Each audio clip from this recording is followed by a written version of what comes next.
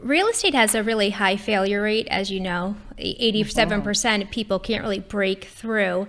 Now, Right. what is your coaching advice for people that are watching the water cooler right now that have just gotten their license? I would say um, there's this stigma in real estate that you have to do everything alone. Yeah. And if you're not doing it alone, you are being weak by going a different route, joining a team, hiring a third party to help you with marketing.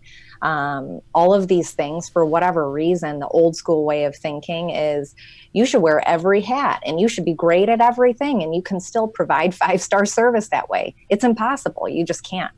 And so I would encourage a new agent to really latch on to an environment, whether that's a team, a brokerage, a system, that's going to help them reach their goals immediately. Otherwise, they end up exiting because they've Right. spent too much money. They're in debt now. They didn't make anything.